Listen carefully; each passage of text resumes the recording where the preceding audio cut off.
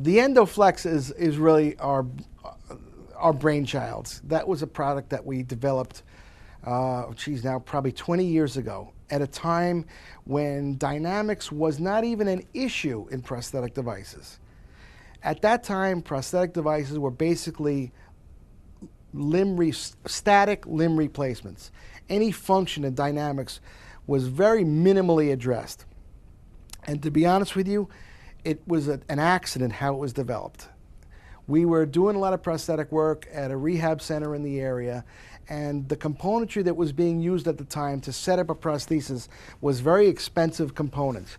And I would have to send them out for a new patient for prolonged periods of time while they adjusted to the prosthesis.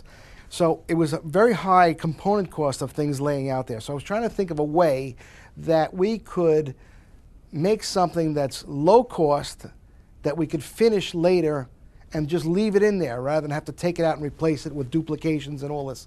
So we decided to make a plastic tube welded to a plastic socket so they have pretty much a structurally complete prosthesis, and when it gets finished, we'll do a foam, rigid foam build up over it for the shape, and then a rigid lamination over it.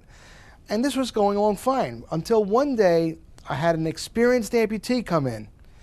And he was walking in this new prosthesis, and as he's walking, we're trying to decide whether he's comfortable and this and that. And the first comment that he made was, I think I could run on this. And we didn't even understand what he was talking about. So he started to run for the first time in years on that prosthesis. So we tried to decide what it was about that endoflex. I wasn't even a name yet. What it is about this system that allowed him to run. So we're looking from the side, watching him run side by side, and we could watch that tube section, that pylon section, actually flexing and extending with his gait, with his high-speed gait. So now we're looking at it and saying, okay, there's the answer. It's allowing motion and actually helping to propel him into the next step. So you got kind of like a simulated muscle around a joint, because it moves, but it moves with resistance. And that resistance, helps propel him into the next step. So now the next thought was, well, why should we make a rigid lamination over it and destroy that capability? But then the next question after that was, will this thing hold up? And we spent another 5 years, well, maybe a little more than that, 5 years experimenting with it and perfecting it in this laboratory before we even presented it to the industry.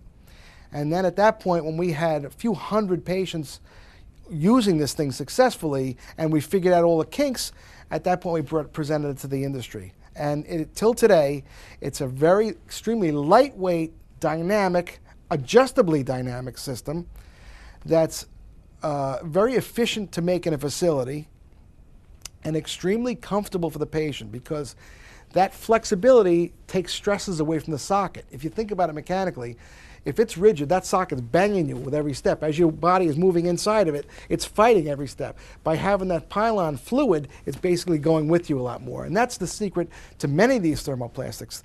The nature of the material itself is what's most friendly to the human body, because we're bones and muscles in motion. So you need something that's going to kind of absorb those motions and flex with them rather than fight them.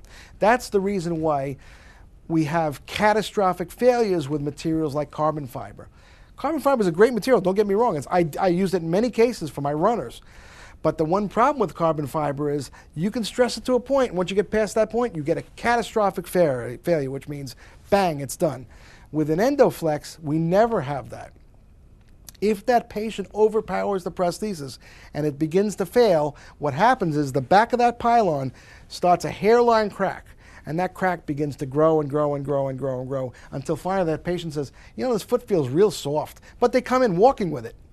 And then when we open it up, we realize that the pylon is actually split in half and is held on by the front, which becomes now a hinge. So it's still not a dangerous situation. We have many patients, if they say, for example, they jump off a platform and land on it the wrong way and fracture it, it won't break completely. And that's an advantage to this system. I won't say that it's the ideal thing for everyone, but for any walking person, it's great. If you want to increase your cadence up to a run, there are other products out there that we utilize for that itself.